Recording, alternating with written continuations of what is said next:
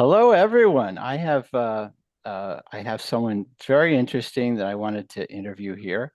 Uh, the person I have that we're going to be talking with is named Darren, or he also goes by Samhain Season, and he sent me a copy of his books. So, disclaimer: adult topics will be discussed here, and so be aware of that. And The name of his book is called Sex Magic Rituals.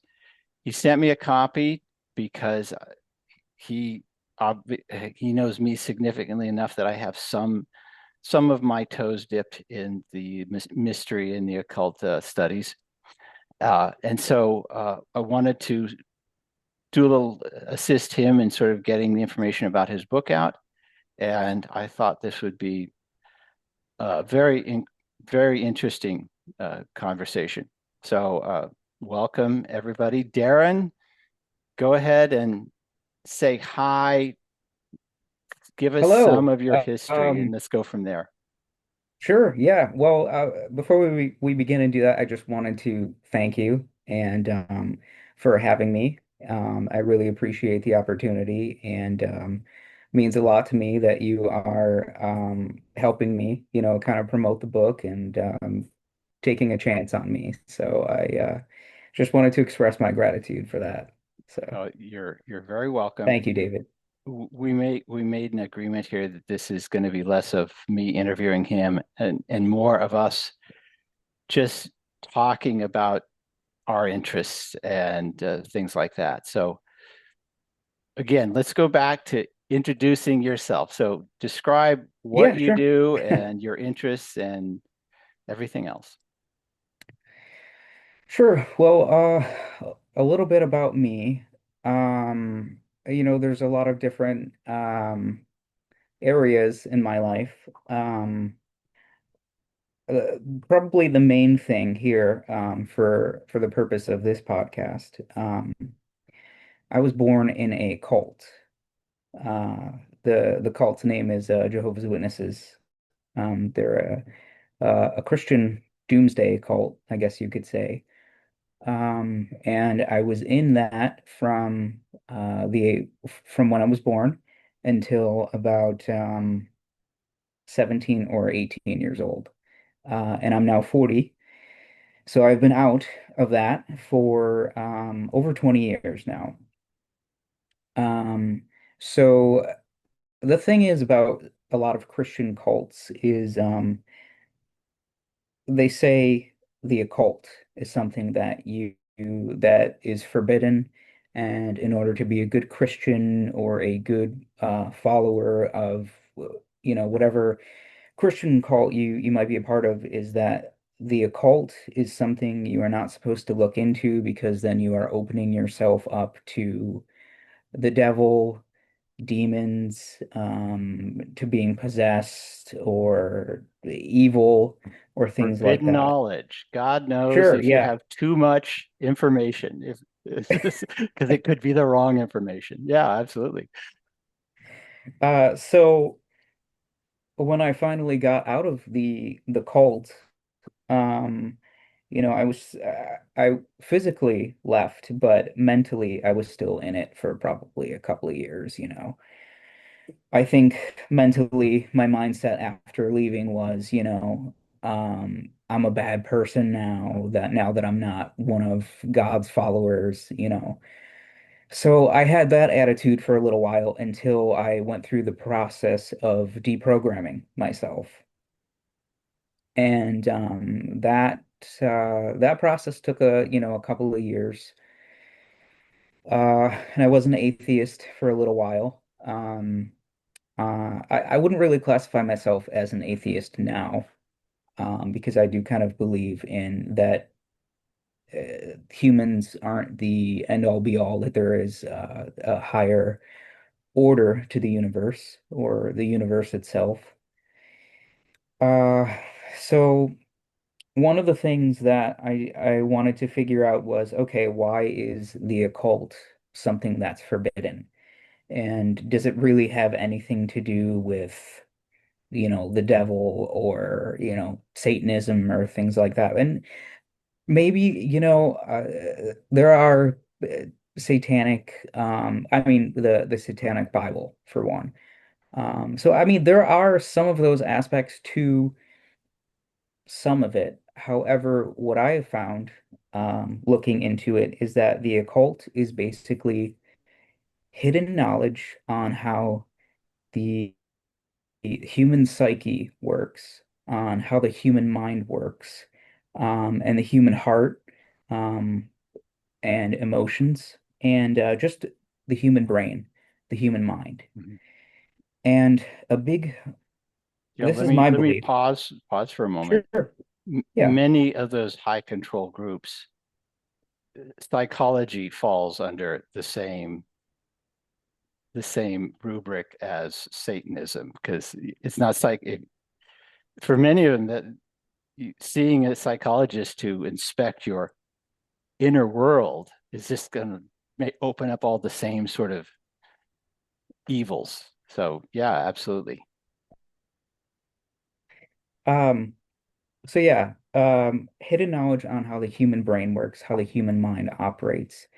And what I found, um, after researching this for a long time is basically that leaders of high control groups don't want their followers having information on how the human mind operates, because once you realize how the human mind operates, you then gain the power to leave these high control groups. Right. Absolutely. You and things on manipulation, you understand how that works, on just how anyone, if they really want to, if they really know how to, can try to influence you, try to persuade you, try to take control of you. Yeah. So that's a little bit about my background. Yeah. When you talk about, I have interviewed people who have left cults, and a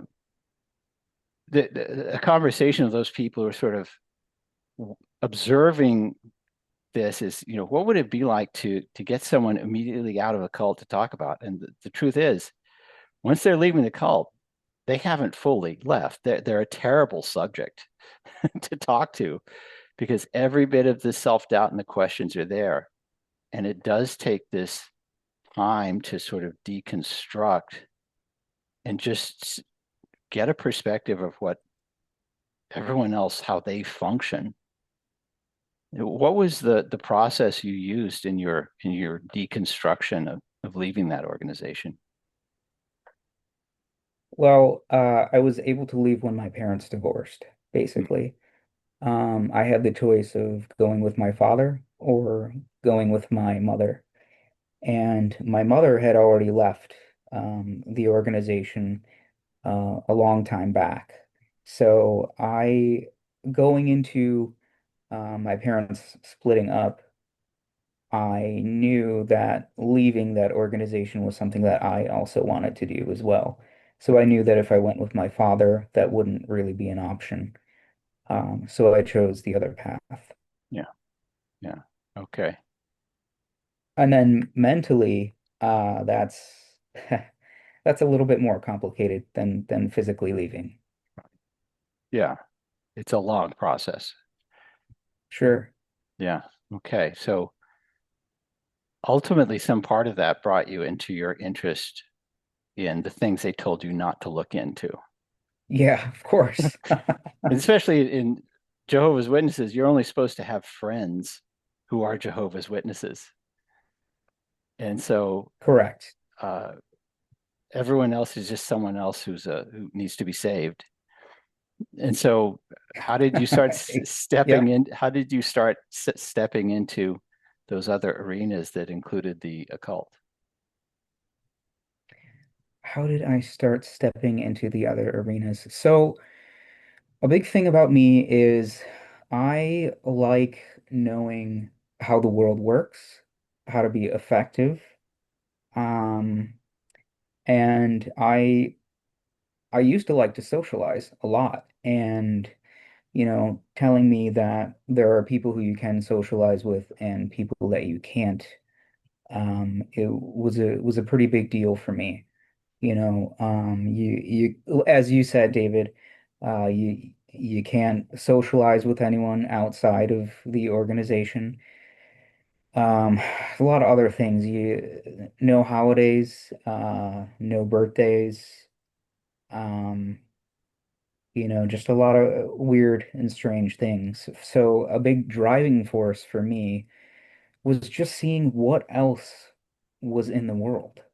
What else is there, what other types of relationships can I have with people? And what else can I do with my life? So those questions that I asked myself were the driving force to lead me away, and then seeking the answers to that is what just spiraled the whole thing. Yeah. In your very earliest insights, stepping into that part of the world, was it fascinating, overwhelming, frightening? What would you describe it? All of the above, yes. Fascinating, um, overwhelming. I I had my very first girlfriend, or my very first serious girlfriend, shortly after leaving the organization, and she's actually the person that I'm still with No. today. So we've been together for over 20 years now. So. Wow. Very good. And okay, so some of this all evolved into your first stepping into the mysterious areas of those things that are hidden, the occult, and all occult means is hidden and occluded and Correct. hidden. What uh, what was your first experience with that? Well, the first big experience for me with that, well, actually, before the biggest one, I remember. Have you ever heard of a film called Zeitgeist? No, I haven't. So you're gonna have to recap for everybody and myself. So basically, Zeitgeist, and bear with me here because it's been, a good 20 years since I've seen any of the Zeitgeist films, but it's very advanced, anti-religious, anti-government, um, uh, anti-authority establishments. And basically, what it is it just goes in and debunks a lot of different Okay. religions and things like that, and government itself. So that was probably one of the first biggest ones for me. And then after that, and probably one of the biggest ones for me even to this day, is a podcast that's called What on Earth is Happening? And it's hosted by a fellow named Mark Passio. What are you familiar with? No, I'm definitely, Oh, okay. I will be including that in the comments in below that podcast. So, yeah, excellent.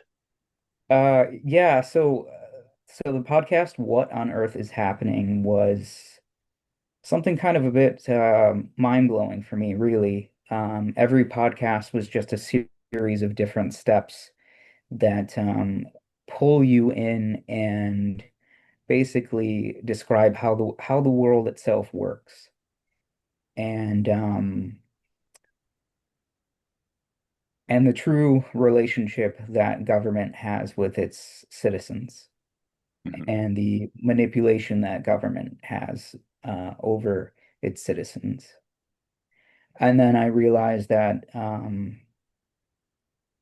leaving the religion for me was the first big step, and that I came to something a little bit horrifying, which was now I'm in another cult, which I can't leave, which is to be under the, I guess, handle of the government, which, you know, how can you leave that, right? Right, right. Yeah. And so that sort of opened things up for you. And at some point, you started to reach into the occult a little bit further. What we Many people have their own version. Sometimes they just have a friend, and sometimes it's like, I think I'll find some tarot cards. I love playing with tarot myself. um, Sure, sure. Yeah. what was your experience? My experience was just getting a sense of everything else that's out there that's not in the mainstream. Okay. So that would be spirituality. That would be um, sometimes even just self-help, really. Um, and then, of course, as I mentioned before, there's, the Temple of Satan, the Church of Satan. I'm sorry, the Satanic Temple. Um, there's Aleister Crowley's teachings, which a lot of people think that he was a Satanist, but I would actually disagree with that. I think he was just an outcast fellow who was rich, traveled the world, um, wrote books, had a big following, brought yoga over here. Just a very, very misunderstood fellow. Yeah, he definitely posed himself as a contrarian, and he savored that. He anointed himself the great Satan, I think it was, just so people to have something to Yeah, the react great against. beast. Yeah. The great beast, yes, Sure. Yeah. Yeah. yeah, Honestly, for Crowley, what it is I think he was really hated because he was a lot of things that a lot of people hated back in his time. He was bisexual, which, back in his day, that was I don't want to say forbidden, but they looked down, on people who were bisexual, who experimented sexually. Another thing about him was he was very anti-establishment. So those are the some of the real reasons I think he was actually hated. yeah, yeah. So all of this came together, and somehow you have developed your own system. Sure, sure. Let's What talk about that part, what the main philosophies behind it. the main philosophies behind it. Okay. So there's a lot of different moving pieces to this book. As you will find, it starts out with kind of a different kind of sex magic that I'm not sure is out there yet. If you Aleister Crowley wrote about sex magic, and you'll see that my version is quite a bit different than some like Crowley's or some of the other ones that have come out.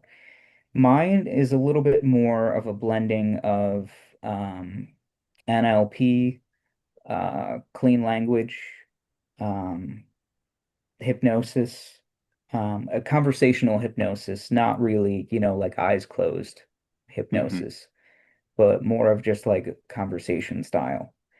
So what this does is it takes the act of sex as the driving force, and it bridges some of those different systems, and it just acts as kind of like an anchor for you to be able to improve yourself, to be able to accomplish your goals, to have better relationships with people, just things of that sort.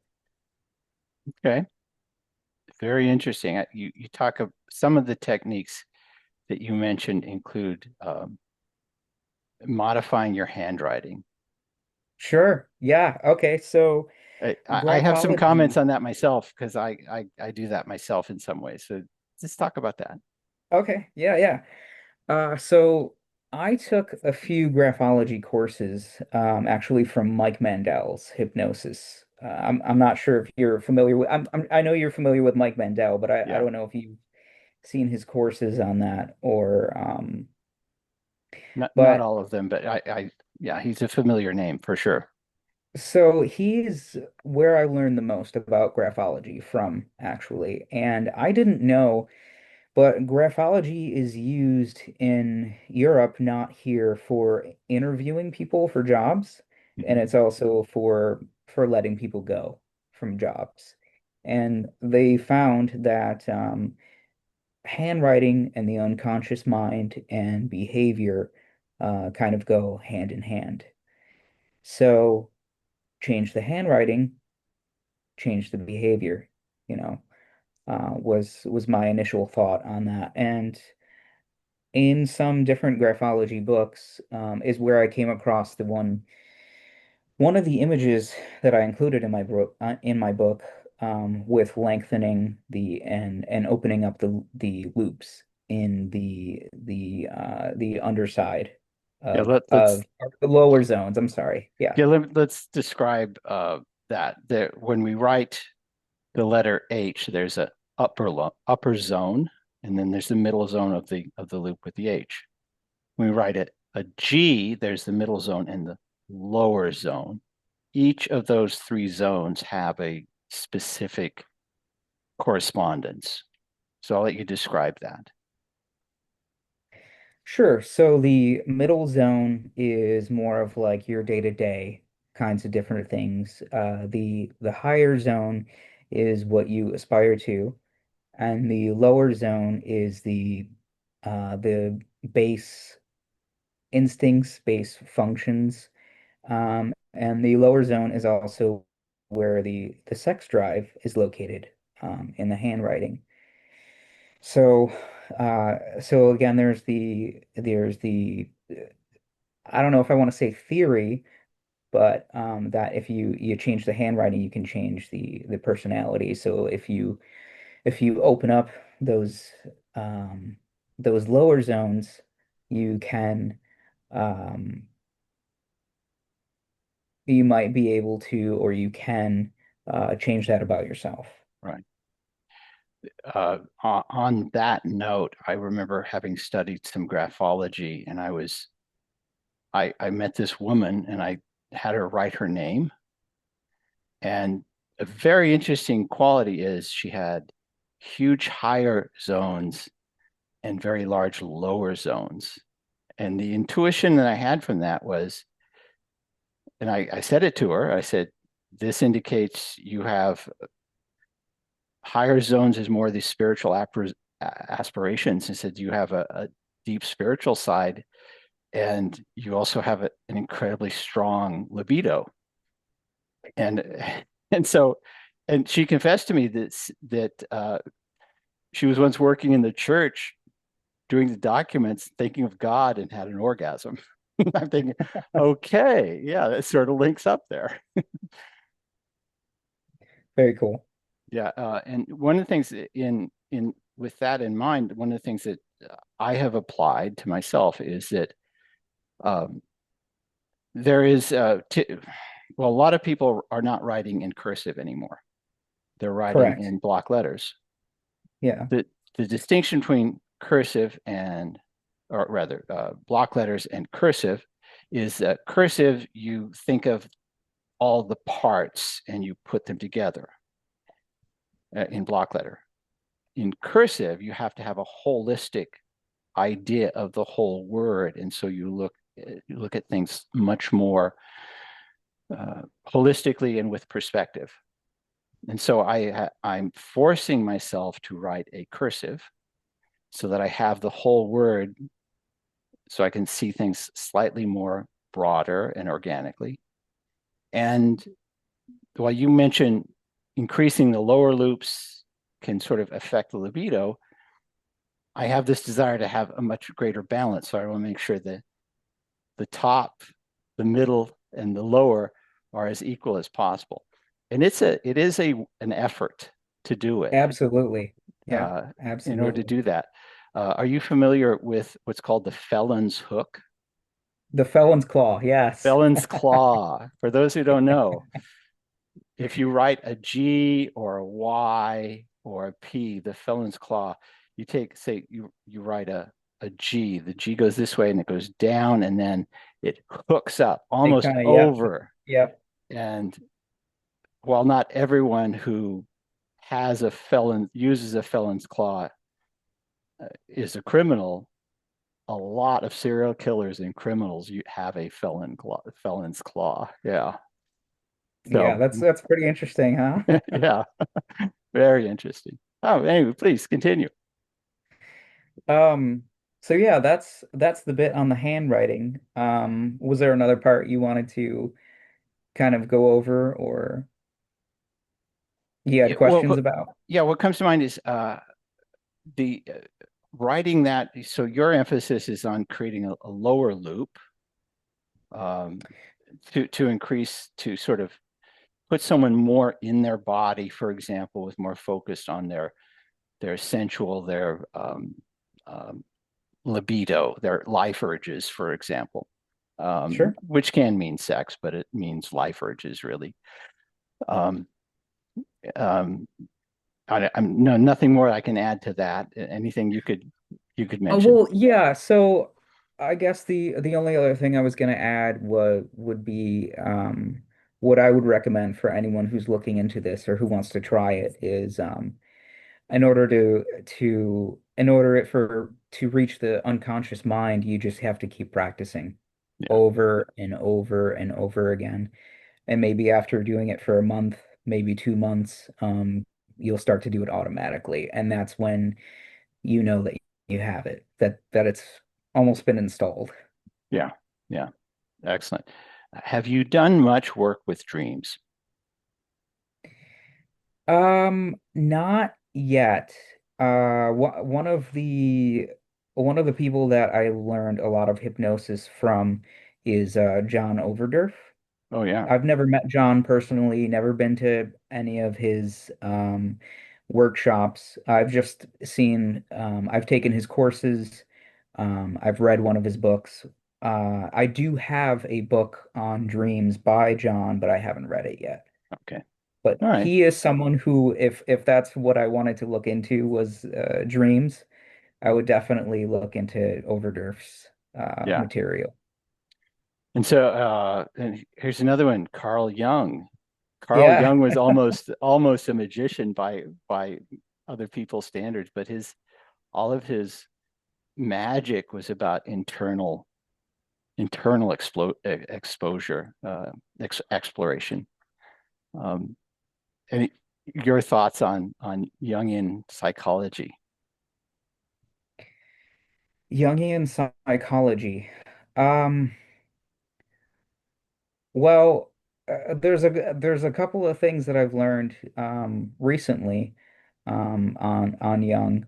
Like his relationship with Freud and how that went in the early days, on how Freud thought that everything in the unconscious was basically based on sexual frustration, and that Jung um, thought that that's there's more out there that can't be all Yeah. that there is.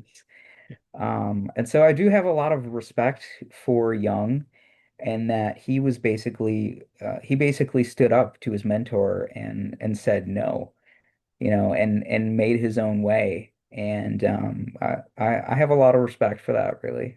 Yeah, he definitely left the cult of Freud behind to form his own way as well. Yeah. Sure. You talk about some of the tools. One of them is clean language.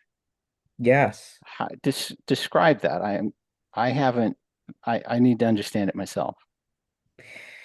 So I've read maybe 3 or 4 books now on clean language, and I've also watched maybe about 50 hours worth of clean language interviewing. So what clean language is it was written by a man named Dr. David Grove. And Dr. David Grove was a psychotherapist.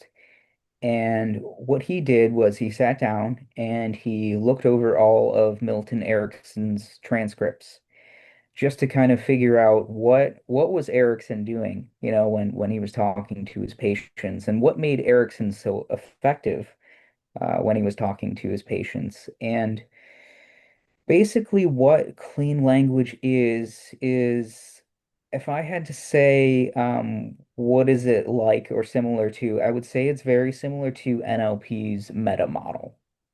Okay. So it's a basically just a series of questions or things that you can say to another person to be able to just get them to open up more.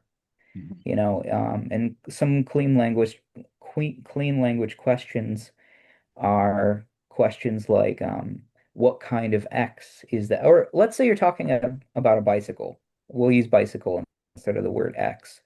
So David, what kind of bicycle was that you had?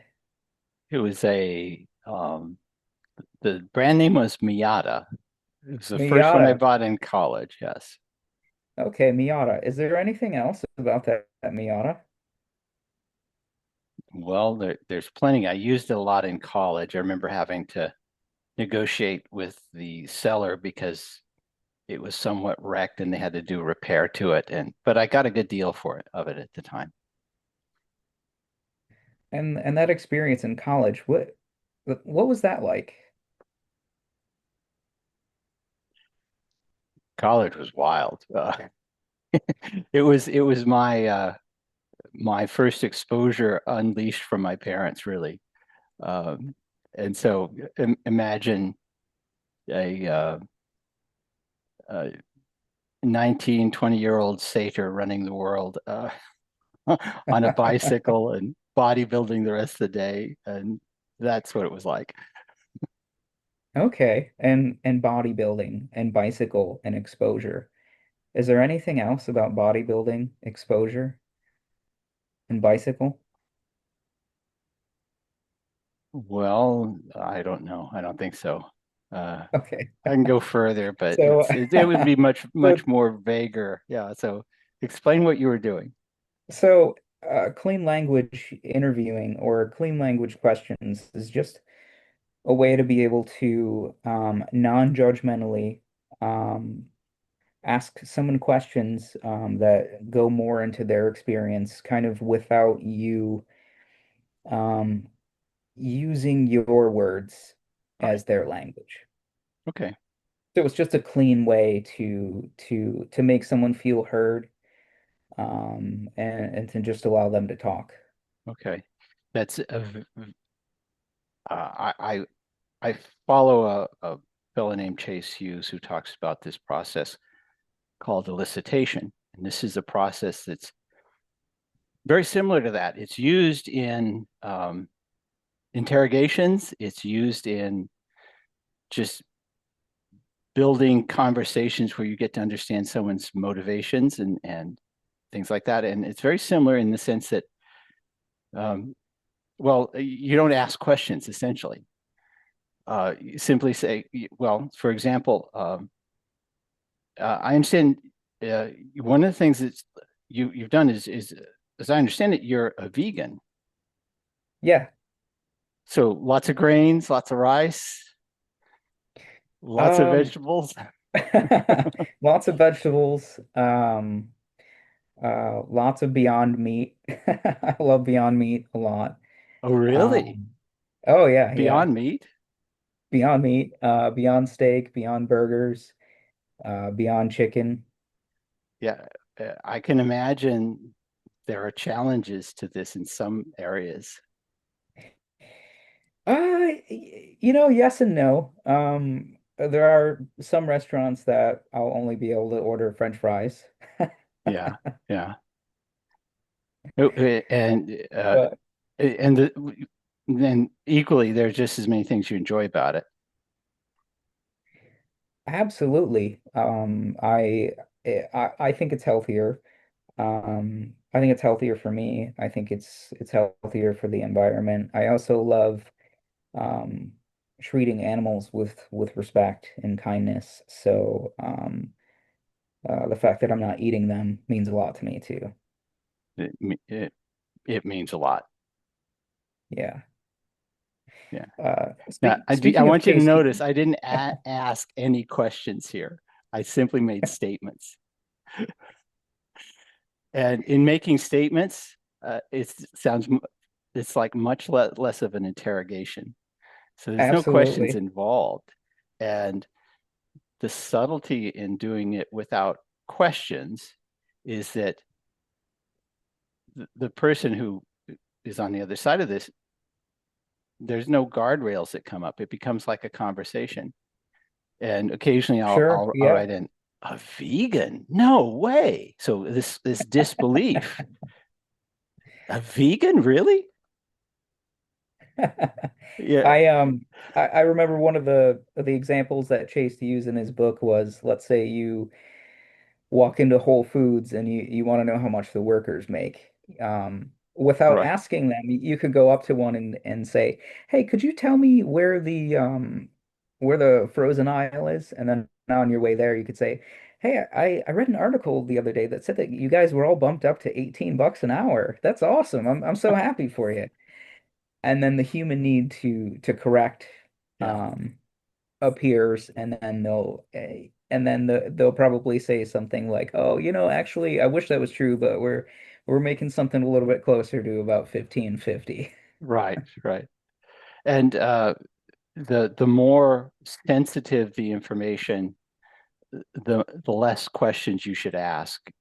Chase Yeah. tells the story of talking to somebody, a businessman who referred to someone else who was fired immediately with cause. And Chase didn't ask any questions. He said, with cause, really? That guy looks like he's like the center of the business. He says, no, it was really serious. Serious? That guy looks like a churchgoer. I know the guy from golf. He says, well, it was pretty serious. He says, and then disbelief again. No, it can't happen. The guy says, well, that's what happens when you take pictures of interns naked with the company logo behind you.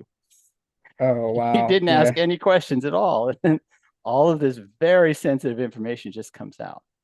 So I'm proposing that cling language and elicitation could link up very easily together. Absolutely. Yeah, yeah. Absolutely. And Chase uses a behavior ops manual. Oh, I got mine here Read, as well. wow, this thing is It's this a thing is amazing. What is it? 800 pages? Yeah, 800 pages. yes.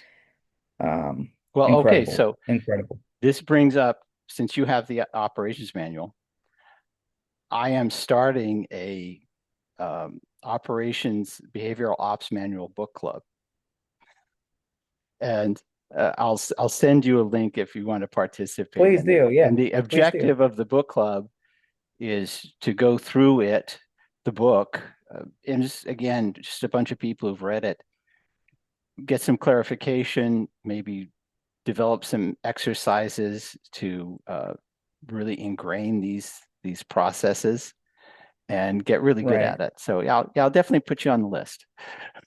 Please. Thanks, All right, David. excellent. All right, Wow. yeah, That I could talk about that book all day, uh, honestly. yeah, absolutely, absolutely.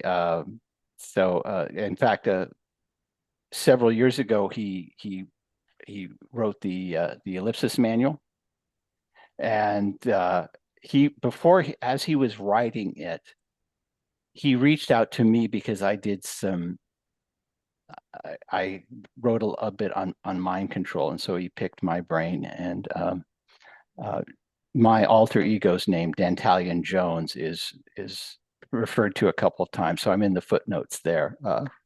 So How cool. How yeah, he cool. and in fact, let's see, yeah, he managed to autograph it, send me an autograph Oh, that's copy. So awesome. yeah, that was an act of kindness on his part. I really appreciate it. So yeah, he definitely knows his stuff. So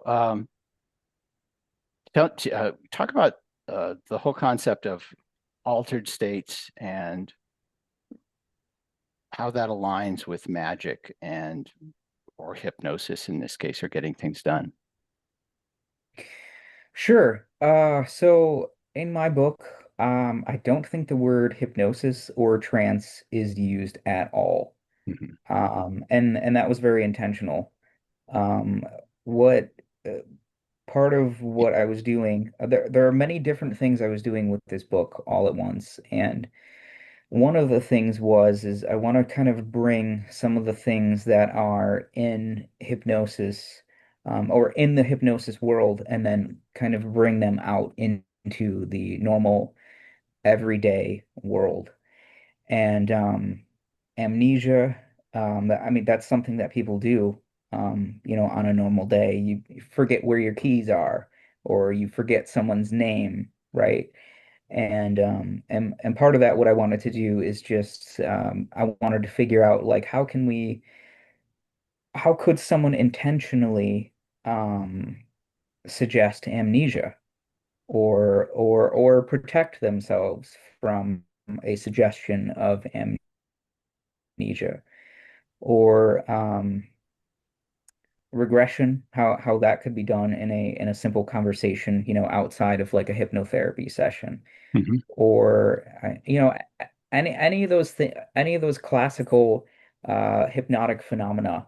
I kind of wanted to bring out of the world of hypnosis a little bit, and kind of just bring it out, into the normal everyday world, and kind of um understand it a little bit better, how it works, how to use it, and things of that nature.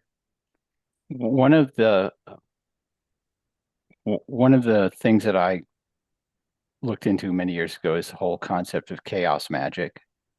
And chaos magic, and this also applies to sex magic, is creating a highly intense emotional state to cast an intent into. And of course, with sex magic, that's the point of orgasm. But it could just be, you know, dancing or chanting or holding your breath for a super long amount of time under cold water, things like this. And those help create an altered state that's sort of what they call fire, ignite the intent. And then, of course, what you have to do afterwards is ideally you forget it. But the best I can do is Right. just not to worry about it. It's already done. Or don't focus on it. Right. Yeah, Yeah. yeah, yeah. Which is hard if it's something that you truly want, but then you have to realize, Sure. it's part of the whole emphasis of it is just sometimes it's repetition, but sometimes it's just the intensity of your intent and accepting the fact that it's going to take place. Right. Right. I mean, because if you dwell on it a lot, you'll kind of start to, um, overanalyze it, second guess yourself, you know, and I think that's really the point of it, is to set it out there and then Mhm. step away from it and let it do its own thing once it's out into the world. So one of the just one second here. Sure. One of the qualities, and this could be of magic, but it's also just a way of, well, you focus on attitude and composure and give some thoughts about that as a practitioner. I have a lot of thoughts on that. Oh, good. Yeah, attitude and composure. I would say, the biggest thing for me is I want to create an environment that other people want to be part of. So, and for me, what that is taking away a lot of things. It's What that means for me is taking away judgment. Mhm. Who wants to be around someone who's judgy, who's dogmatic, who's closed-minded. So, the whole idea of attitude and composure really is creating a safe space that other people will feel welcomed, that Oh, other so people so will let's feel listened clarify to. this. You have to get rid of Sure. your own judgment. That's the important part, not just the people who are judgy. They're going to be around. Everyone has a judgment of some sort, but freeing yourself of those judgments is the first thing that makes other people feel safe. Absolutely. Absolutely. Um, you want to create that environment where people feel like they can be open, like they can be vulnerable, so that uh, when you're able to kind of guide someone to an open space or a vulnerable space, that's where I think true connection happens. True friendship, true relationships. Okay, I hope you'll accept the challenge here. Understanding that, how do you deal with an active Jehovah's Witness now in your life, knowing your history, understanding the history you came from? Uh, well, um, what's my goal, I guess? What would my goal be Okay, in that conversation with that person? Do I want to just, be civil with them, or what what would I want out of that situation, right? okay. Well, I would have to think of that let's first. assume they were the ones who approached you, which they often do, of course. Uh, Oh, okay. So are you saying a scenario where like they come to my door? yeah, if that were the case, how would you maintain? How would you halt your own sense of judgment in that moment and let them feel safe, but yet be honest about yourself? Sure. Um, well, if a Jehovah's Witness came to my door, right now, I might not answer. But Sometimes if I that's the did, best response. um, Yes. sure, respond, very kindly. I appreciate that you feel like you're doing the right thing, and and you're going around door to door trying to save people, but this really just isn't for me. Right. I've asked them to make sure that my name is on their do not call list. Do not call. Yeah, Yeah, yeah. And and that is the word to anyone who wants to say, please put me on your do not call list. yeah, And yeah. they're gonna say, well, let me have your name. And you can say, you can put any name you want on there. Just any name, just make And you sure it's and you this can do it address. kindly too. Oh Yeah, yeah, yeah, absolutely. yeah, Absolutely. And I've yeah, done that. yeah. Yeah. All right. So let's talk about how you target. You talked about the various things you can target with your particular process, whether it's sleep issues or pain or habits and addictions. I Sure. deal a lot with habits. So how does that, how does that, would you apply something like that with your process? So in my book, all of the processes that are listed in there, or probably 99% of them, come from the world of hypnosis and hypnotherapy, on from a lot of different teachers. For pain relief, some of the big influences for me have been Igor Letakovsky. Not Yeah. sure if Yeah, you're oh yeah. familiar with him, but he had a course on pain alleviation, Hmm. which is a phenomenal course. There's also Dave Dobson. I've listened to some of his recordings and I've read through some of his writings. There's also Dr. David Snyder from NLPpower.com, who David Snyder, and I think he credits this technique to or from Dave Dobson is the spinning technique. I'm sure you're familiar with the spinning is basically if you're having a kind of pain sensation or a discomforting sensation, you want to find where it is in the body and then visualize taking it out, spinning it the other direction, and then bringing it back into yourself. Okay. Yeah. It's definitely an So that's NLP like process. Yeah. oh sure yeah well yeah that's that's where a lot of these things come from, NLP, hypnotherapy, psychotherapy, and again, I wanted to kind of bring those things out a little bit into the open so that it's a little bit more available for people who don't do hypnosis, who don't do um hypnotherapy or things of that nature, or who aren't involved in the NLP, you know. Yeah. Because I think there some of those are tools that everyone can appreciate and use. Okay. You have a very provocative title, Sex Magic Rituals.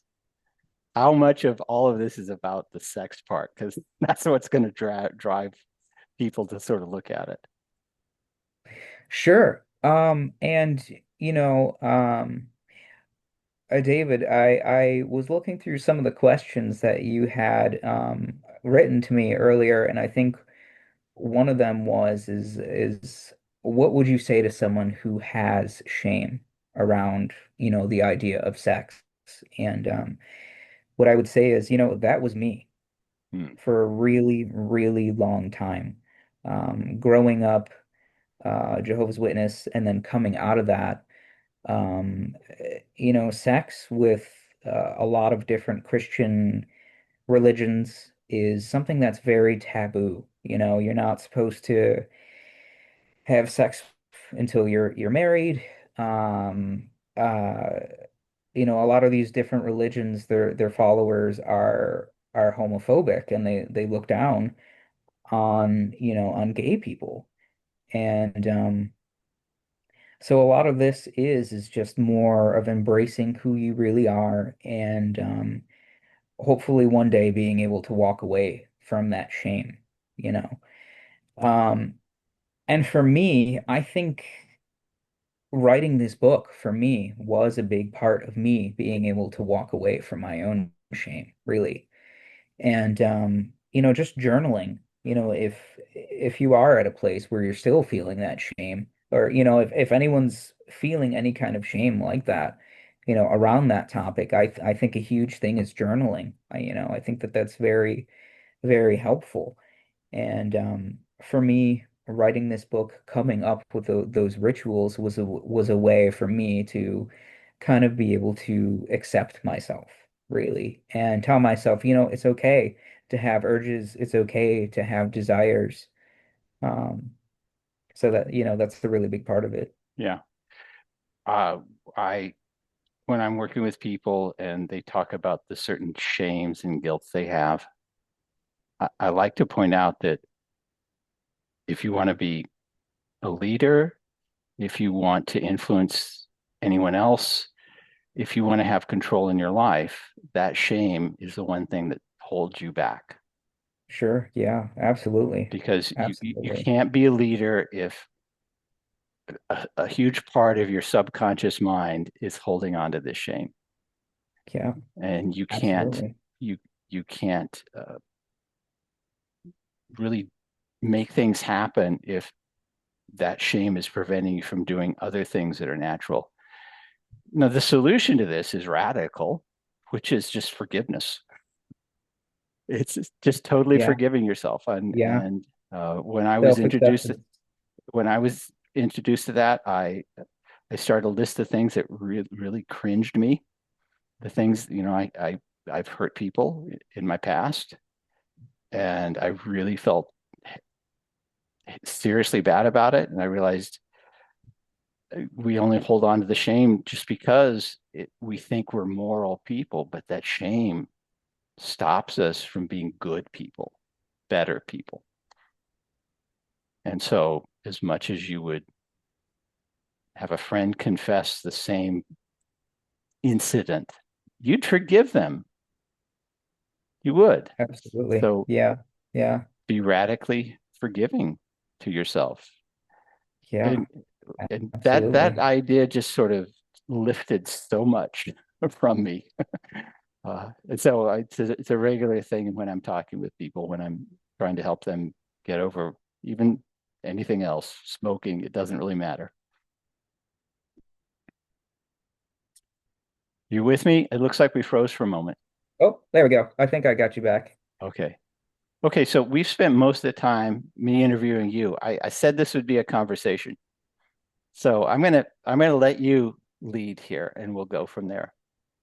Okay, sure. Yeah. So, David, I'd really love to know, a bit more about you and what got you started down the path of, hypnosis, hypnotherapy, mind control, cults. Yeah. A bit of your, I don't know, I think I've heard you say you've been doing this for over 20 years, right? Yeah. Last April was 27 years. I started in April 27. of 1999. I know the date because it was the same week that um, the the two guys went into that high school and murdered a bunch of their people. Oh, Columbine? Sandy, yeah, Oh, Columbine. Sandy Hook. No, it was Oh, Columbine. Yeah. oh, that's So what I that's meant. that's Sorry. how I know the date. Yeah, but going back, how I started was, well, I had always had this interest in the occult, you know, and but not very much. It was something I was always curious about. And then I got into a self-improvement cult, and they used a lot of the coercive types of things on me that made me feel and very manipulated. And so that, much like you got out of Jehovah's Witnesses and went your area, I got out of that cult and started to study cults and extreme control and things like that. I'd always had a long interest in hypnosis, and I started sort of just studying it more and more again in the mid 90s. And I started hypnotizing some people. And uh, that's also when I got into NLP, and I had some people mess with my head, and it was really good. And so I thought, and it goes way back to my juvenile desire for power, watching the guy at the county fair hypnotize people. I thought, oh God, that would be so cool to be that person. But the end result is, in doing it, the greatest fun I ever had in it is seeing people change dramatically. And Yeah. there's a moment in the process where I have them start seeing themselves as someone who's loving and caring and strong and beautiful inside and out. And for a long time, I could not say those words in hypnosis without getting a little teary myself. And they would tear up. And I Oh. thought, oh my God. And so, and at the end of the session, they would be light. And that's what really hooked me into it. Um, there was also a portion of my life because some of the people I respected were talking about magic and chaos magic. I started to study that. Uh, I don't think I got the greatest connections of real people because one of the people who mentored me, he was he was a great person, but he also used methamphetamines as part of his as part Oh of my his God. magic, and he got kicked out of the magical group for his drug abuse that I was Oh my sort of a part God. of. And and then there's they call the left hand and the right hand path, Yeah. and my understanding of it is very limited, but I'll describe it in the best that I understand. The right hand path is about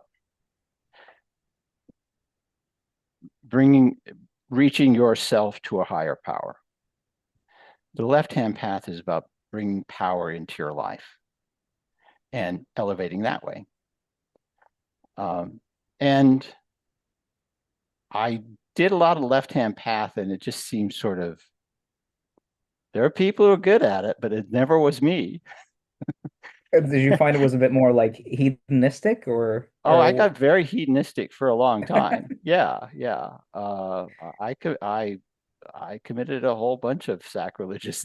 I broke a bunch of commandments in my day, quite joyfully and with other people joyfully participating. But it also it just burned me out eventually, and I always practiced meditation. I've been practicing meditation since in my early 20s. And the the the greater insights is not about controlling the outside world, like all the Harry Potter stuff and things like that. It was really about the internal discoveries, the stuff like Carl Jung would talk about. And that's when most of the big changes I noticed happened. And it wasn't, Call that the great work. yeah, exactly. It's a great work. And so the conclusion, not that I have concluded, but what I've come to up to Your this point conclusion. is Yeah, is much of the greatest magic is about internal change. Is about the world is going to have all of the assholes and the effed up stuff and the out of control government and things we don't like. yeah, yeah, But the best thing we can do is be the best version of yourself that includes all the love, the forgiveness, the compassion that we can, absolutely. and just live that as an example uh, as best you can, because I'm certainly not perfect at it. And and ideally, for those who are good at it, they become the kind of leaders that you want to follow. And there's the other type of people. Unfortunately, some of them are in high orders of government right now, the very highest, we might say, who is all about self-aggrandizement and Yeah, yeah, making sure that that they have all the power that they want. And I personally don't think they can survive much. The good part is they're doing it so overtly and so blatantly yeah, that yeah. it's going to have It's it does have shocking a backlash. how Yeah, overt it is. Yeah, yeah, yeah. yeah, exactly. So at this point, most of the stuff I've been doing, I had this insight recently, which was I was watching a podcast, an interview with a fellow who was a psychologist working for DARPA, and Okay. he had this. He also used the tarot, and he would have this interesting process when he's working with somebody. He would say, "I'm going to read your tarot, and what I want you to do is form a question in your mind. I do not want to know what it is. Don't write it down. Don't tell me. And I'm just going to read the tarot." And this process of pareidolia, where you can see images in clouds, starts to take place as he describes everything that the tarot comes out to. Um, it starts to answer so many of the questions. It's like, oh my God, you're Wow. magical. So from this point, if I certainly do it with myself. I asked myself this question about this. I had a recent 50-year reunion with my high school class, and it had Oh an my God, interesting that's effect on amazing. me. So I asked myself, well, how can I best integrate this? So I Yeah. laid out 3 cards and looked for their meaning. And I thought, oh, there you go. That's it. How cool, man. Yeah. And so, yeah, that's sort of my experience right now with the left and the right hand path. So I can say if you're young and you have lots of testosterone and ambition and wants, which every young person does, the left hand path is pretty fun. Yeah, yeah. But I don't think you can sustain it for very long. Yeah, Not for the very rest of your true. life. Very true. Yeah. Yeah. Yeah. So I've got another question here for you. Awesome. This is something I really want to know too. What is the process like for you in doing your research for your books and constructing your written materials, as far as the information goes? Yeah. You recently got uh, the book by Dantalian Jones, Mind Control Language Patterns. Go ahead and hold that up for everybody. Yes. I'll share a link I think it's going to be below. blurred out though, because Tilt it and put it in front of your face. Yeah. Yeah, it's a little bit blurred, but that's okay. Um, so I had written a few books on NLP before. I did it with the help of another author. And then I'd been doing it for about 10 years, and I realized I had all of these processes in my mind, and I knew what they were. I knew when I was using them. But then I realized I am full of all of these things, and I don't even know how many I know. And so what I started to do is I asked myself my question, could I itemize all of the various processes that I know? And can I explain it so that someone can understand it? And right. that was the process of writing it. And I would start with an outline. I would list the various processes, and I'd painstakingly go through my best explanation of it. And that was the result of mind control language patterns.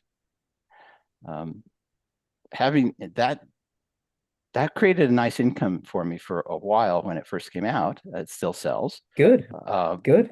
but I started really enjoying the process. So I started writing a bunch of other books.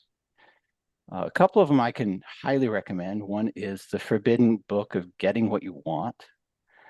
It's The about Forbidden Book creating, of Getting What You Want. right, by Dantalian Jones. And it's really about creating a, a passion for yourself. And then the other one, which is actually the one I love the most, but is one of the least selling, which is Motivational Imperative. And the motivational imperative is again about is much more specific on creating a motivational imperative. I stole that from a Gene Roddenberry series called, oh gosh, I forget what it was. These aliens came to Earth and they sort of started to run a government, and they would hire humans and augment them with all this alien technology, but they'd secretly put in their brain a motivational imperative, they called it, which Huh. which was simply, you will always protect the aliens. Okay, I thought, whoa, what if we put a motivational imperative? We created one for ourselves. And I thought, okay, well then you have to develop, Okay. what would that Okay. be? What would it be? Right. That alone, once you have your motivational imperative, it becomes very motivating. You feel it, but then how do you make it an internal process that guides your decisions from that point forward? So that one is another. And eventually, what happened was I wrote so many books. I found out that I was writing books just to write books, as opposed to say something that I thought was great or important. And I just decided I'm not going to write anything until I really feel motivated to do it. And so that Yeah. stopped Okay. pretty straightforward there. And I've written a couple of other things since then, but again, until The something. Mind Programmer. That's a recent one by Oh you, my right? God. Yeah, the mind programmer. Let me see if I can bring it out here. This one, is a fiction book.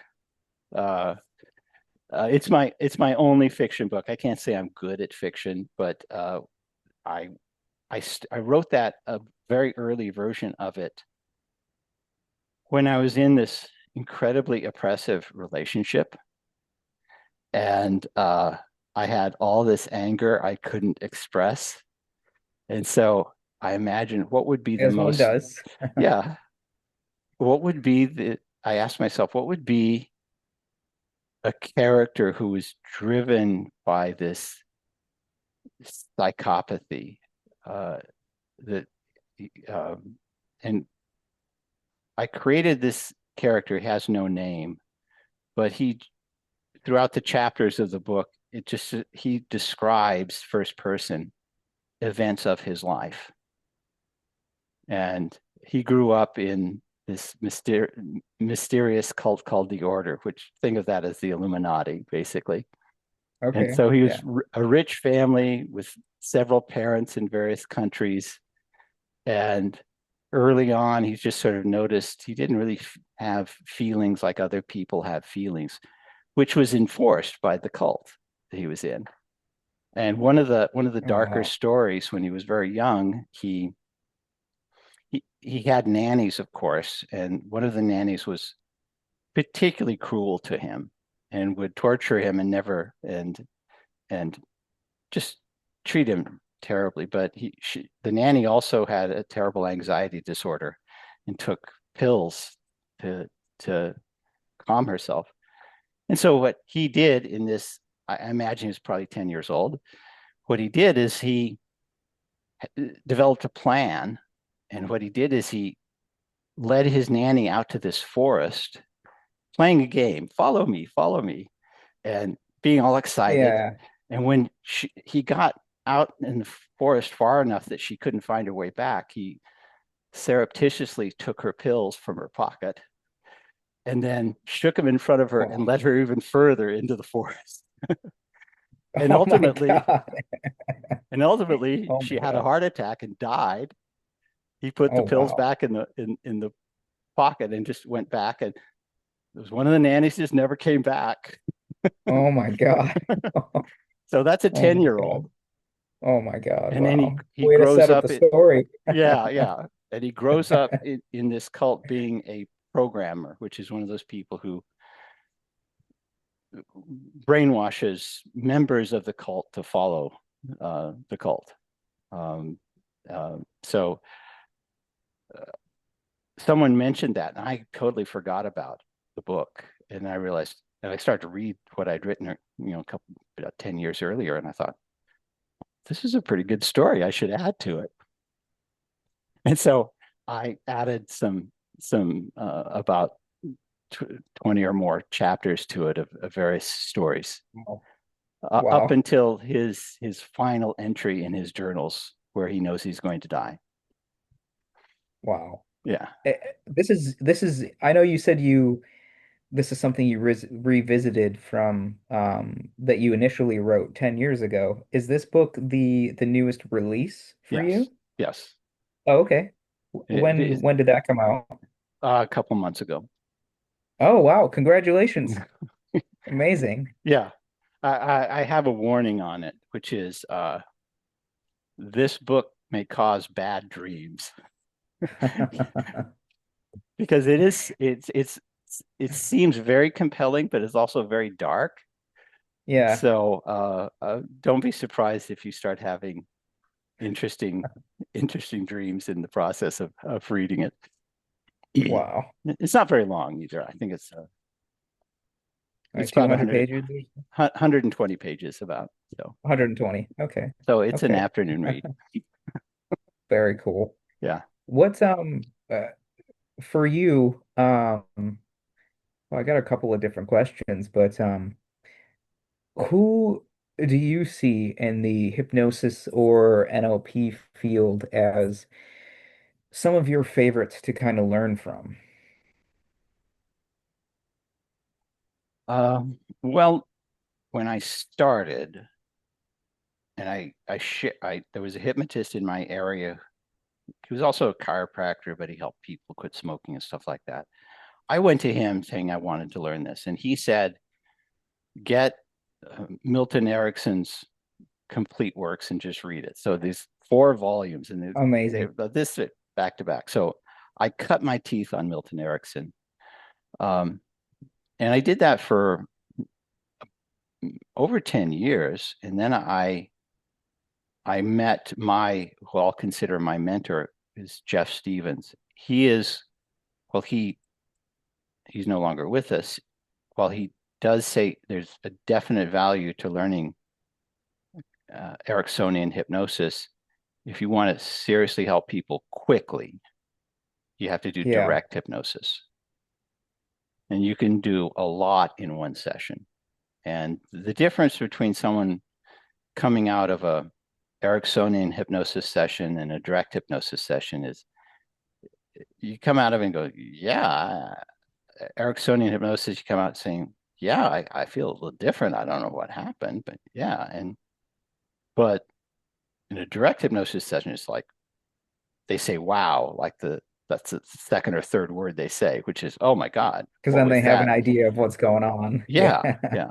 yeah. So my mentor, Jeff Stevens, was one who really influenced me the most. Currently, what if I were to tell anybody, and I do occasionally coach people in the process that I use, I'd say if you want to learn hypnosis, the best thing you could do is read as much as you can, of course, Yeah. but get in front of human beings and hypnotize them. And Yeah. even just go to a YouTube video and watch a guy do street hypnosis. Yeah. Those are entertaining, but you just all you have to do is well, you do have to have the attitude and the composure of confidence. That's important. That's Right. vital, actually. But you can just say their words uh, with that confidence and that composure, and you'll get incredible results. You have people forget their name, and Yeah. it's really weird. And you can Yeah. give them a sense of confidence, and they're just standing in the street. So that's what I tell people is get the very basics of what you want to do and very Mhm. confidently just introduce yourself as a hypnotist. I do hypnosis. Have you ever been hypnotized before? Would you want to right now? That's the what you can say. And a lot of people may freak out. I always find that amusing, but some people are very open to it. Very cool. Very cool. Yeah. Um, so the book that you just released a couple of months ago, that is out now. Is another one in the works now, or is it too No, early to no? no. Right now, it's just me trying to continue with my practice and get as many people either in the chair or in front of the camera that need help. And so that's really where my joy is right now. I really love that one of the most um fulfilling things for you, it seems like, is just to help people. Yeah. That's The objective is make the world slightly better. yeah, And the phrase that I heard and repeat is you may not be able to change the world, but you can change the world for one person. And that's all that yeah, matters. yeah. And part of that is just being a decent human being, you know. Um, in one of my instruction manuals, I say set it in your mind that every interaction you have as a hypnotist, every interaction, whether it's a text message, a phone call, or a session or a conversation, every interaction you have a set of objectives. You want to create an anticipation. You want to reframe failures into lessons. You want to build confidence.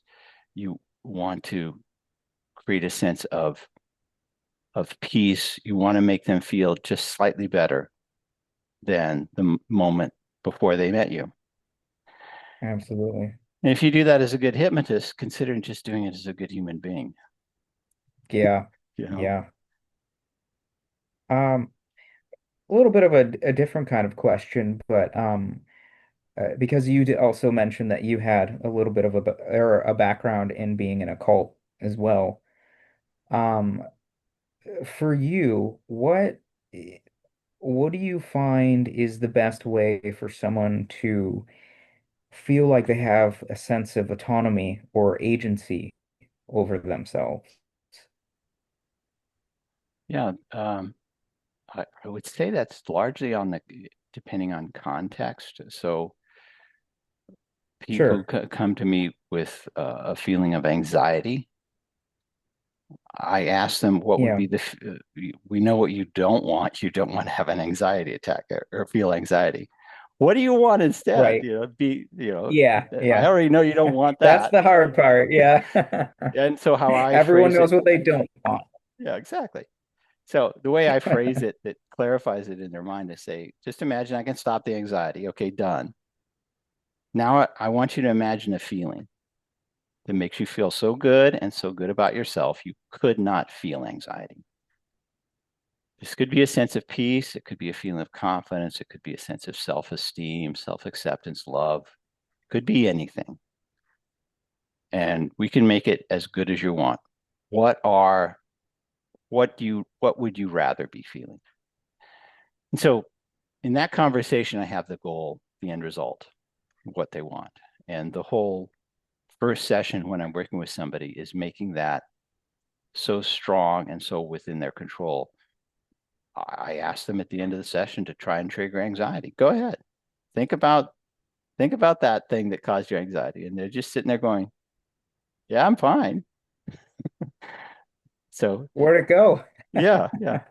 Well, I can get back to you. That's one thing that Then they're Richard like, no, no, Bandler would no, do. no. Yeah, Richard Bandler would take someone's fear of flight. He'd race to the airport because someone has a fear of flying, and he takes it away from them and says, and they say, "Is it permanent?" He says, "Well, let me give you back your anxiety," and he would give it back to him, No, no, no, and no. they'd say, "Now, if I give you the peace of mind back, would you be willing to keep it?" And so he goes through the process again, and they say, "Now, do you think it's permanent?" And if they have any doubt, he'll take it away from them again. But that's pretty cruel. So, so Bandler, he is quite the character for sure. Um, what are your thoughts about new code NLP versus the more traditional style of NLP? I I'm unfamiliar with the new code NLP. I really am. Um, So new code, as far as I understand it, is more of bringing physicality to the table. So as far as like stand how you would stand oh, if you were confident, and starting with the body instead of starting with like the internal feelings. okay. That works.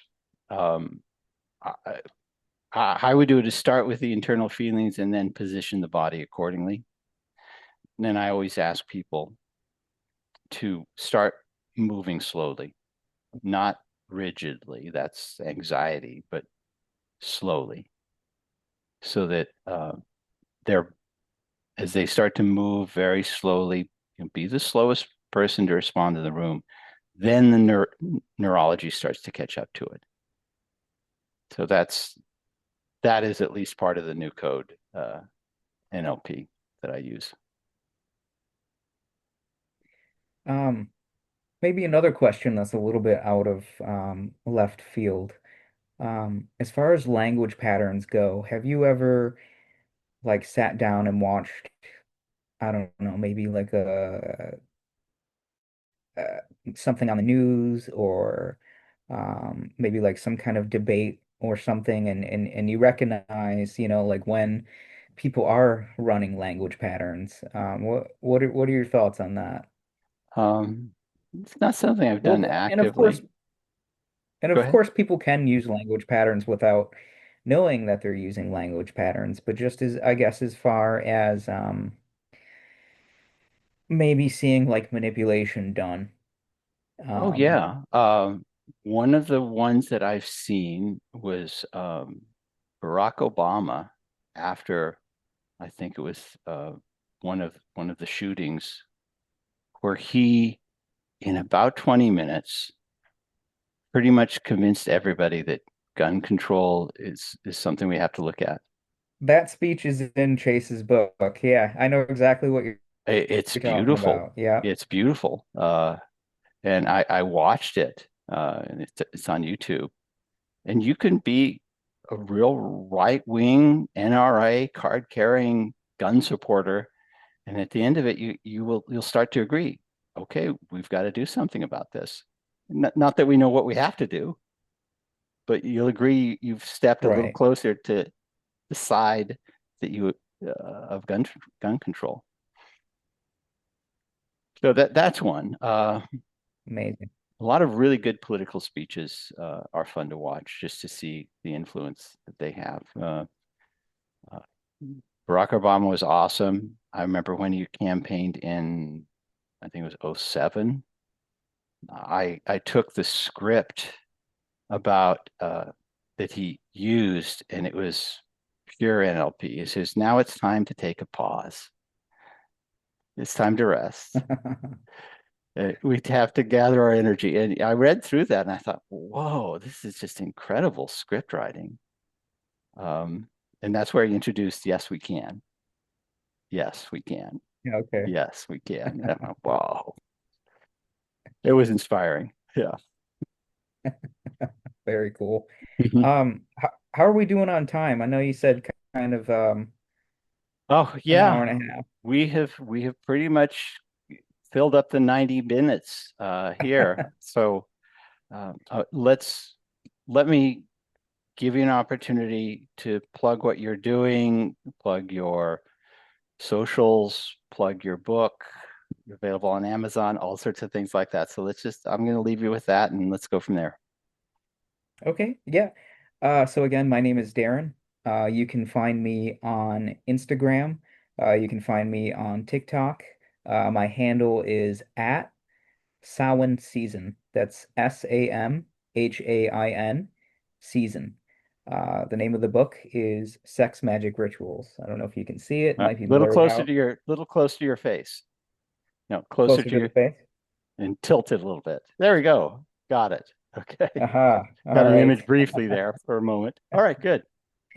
You can find the book on Amazon, and I think David, you said you were gonna put a link on the YouTube description, Yep. right? Yeah, it'll be we'll do some editing on this, but we'll go from there. But you did, it was great, Darren, talking with you. I really appreciate you spending your time. And I always remind people, everyone has to have a tagline. Okay. My tagline is because you're here, you're not somewhere else. And so you had to sacrifice to be here. And I deeply appreciate that sacrifice. Thank you so much. David, I just want to say thank you for giving me the opportunity to have a chat with you, to plug the book, to talk about all things NLP, hypnosis, mind control, and just having a good conversation, Yeah. and Well, then, if you have any other topics that are of interest, you'd like to share, let's connect and we might make another video absolutely, here. Okay. absolutely, I'd love that. All Yeah. right. Great. Thanks, Darren. All right. Thanks, David. Take care.